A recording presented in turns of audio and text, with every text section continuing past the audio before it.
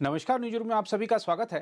पाकिस्तान की ओर से दावा किया गया है कि उसने ईरान के दक्षिण पूर्वी प्रांत सिस्तान बलूचिस्तान स्थित आतंकवादी ठिकानों पर हमला किया है। हम आपको बता दें कि ईरान द्वारा पाकिस्तान के बलूचिस्तान प्रांत में सुन्नी आतंकी संगठन को निशाना बनाकर किए गए मिसाइल और ड्रोन हमले के बाद पाकिस्तान ने पलटवार का दावा किया है। माना जा रहा है कि पाकिस्तान के इस कदम से दोनों देशों के बीच स्थिति और बिगड़ सकती है।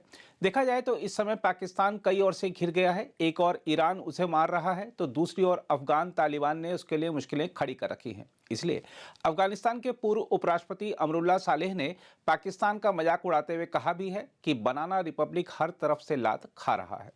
इस बीच चीन ने अपने दोस्त पाकिस्तान को मुश्किल में फंसा देख सभी पक्षों से शांति बरतने की अपील की है, मगर ईरान के तेवर देखकर लग नहीं रहा कि वह शांत बैठेगा।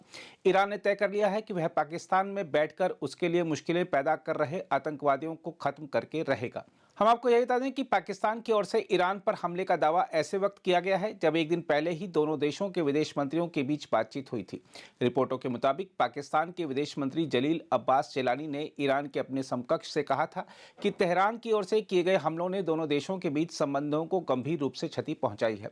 पाकिस्तान के विदेश कार्यालय ने बुधवार रात एक बयान जारी करके कहा कि जिलानी ने ईरानी विदेश मंत्री हुसैन अमीर अब्दुल्लाहियन के साथ टेलीफोन पर बातचीत की और कहा कि 16 जनवरी को ईरान की ओर से पाकिस्तानी क्षेत्र के अंदर किया गया हमला न केवल इस्लामाबाद की संप्रभुता का बल्कि अंतर्राष्ट्रीय कानून का भी गंभीर उल्लंघन है।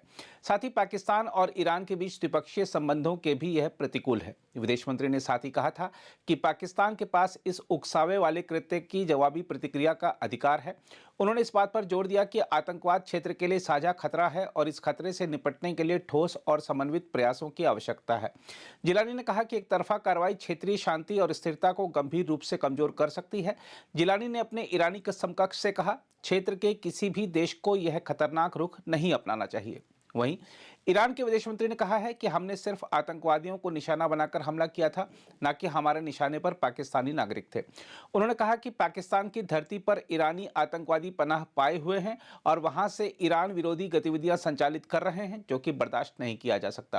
उन्होंने कहा कि ईरान की सुरक्षा के लिए खतरा पैदा करने वाले इराक और पाकिस्तान के क्षेत्रों में सक्रिय आतंकवादियों को हम बिल्कुल भी बर्दाश्त नहीं करते हैं। उन्होंने कहा कि हम पाकिस्तान की संप्रभुता और क्षेत्रीय अखंडता का सम्मान करते हैं, लेकिन हम किसी को ईरान की सुरक्षा से समझौता नहीं करने देंगे। हम आपको बता दें कि ईरान ने बार बार कहा है कि आतंकवादी समूह जैश अल अदल उसके सुरक्षा बलों पर हमले करने के लिए पाकिस्तान की भूमि का इस्तेमाल कर रहा है और बलूचिस्तान के सीमावर्ती शहर पंजगुर में इसके ठिकाने हैं। जहां तक ईरानी कार्रवाई पर भारत की प्रतिक्रिया की बात है तो आपको यह भी बता दें कि भारत ने कहा है कि वह देशों द्वारा अपनी आत्मरक्षा में की जाने वाली कार्रवाइयों को समझता है। विदेश मंत्रालय के प्रवक्ता रणधीर जायसवाल ने कहा कि यह ईरान और पाकिस्तान के बीच का मामला है और इस बात पर उन्होंने जोर दिया कि भारत आतंकवाद के प्रति कतई बर्दाश्त नहीं करने की नीति से समझौता नहीं करेगा। उन्होंने दोहराया, यह ईरान और पाकिस्तान के बीच का मामला है। प्रवक्ता ने पाकिस्तान में ईरानी मिसाइल हमले पर मीडिया कर्मियों के सवालों के जवाब में कहा, जहां तक भारत का सवाल है, आतंकवाद के प्रति हमारी अब तक कतई बर्दाश्त नहीं करने की नीति रही है। देश अपनी रक्षा के लिए जो कार्रवाई करते हैं उसे हम समझते हैं। जहां तक पाकिस्तान की ओर से ईरान पर किए गए हमले की बात है तो आपको बता दें कि विदेश मंत्रालय के एक बयान के अनुसार पाकिस्तान ने अत्यधिक समन्वित और विशेष रूप से लक्षित सटीक सैन्य हमलों की एक श्रृंखला शुरू की है और मार्गबार सरमाचर नाम के खुफिया ऑपरेशन के दौरान कई आतंकवादियों को मार गिराया। पाकिस्तान के विदेश कार्यालय ने एक बयान में कहा कि हमने समय समय पर ईरान को बताया है कि उसकी भूमि पर पाकिस्तानी मूल के आतंकवादियों को सुरक्षित पनाहगाह मिली हुई है। पाकिस्तान के विदेश कार्यालय ने कहा है कि हमने इस संबंध में डोजियर भी दिए हैं, लेकिन कभी कोई कार्रवाई नहीं हुई। बयान में कहा गया है कि हमारी कार्रवाई राष्ट्रीय सुरक्षा की रक्षा करने के पाकिस्तान के दृढ़ संकल्प की अभिव्यक्ति है। बयान में कहा गया है कि इस अत्यधिक जटिल ऑपरेशन का सफल क्रियान्वयन पाकिस्तान के सशस्त्र बलों की कुशलता का भी प्रमाण है। विदेश कार्यालय ने कहा है कि पाकिस्तान अपने लोगों की सुरक्षा और संरक्षा को बनाए रखने के लिए सभी आवश्यक कदम उठाना जारी रखेगा। पाकिस्तान ने कहा है कि वह ईरान के इस्लामी गणराज्य की संप्रभुता और क्षेत्रीय अखंडता का पूरी तरह से सम्मान करता है, लेकिन हमारे हमले का एकमात्र उद्देश्य पाकिस्तान की अपनी सुरक्षा और राष्ट्रीय हितों की सुरक्षा है, जिसे समझौता नहीं किया जा सकता।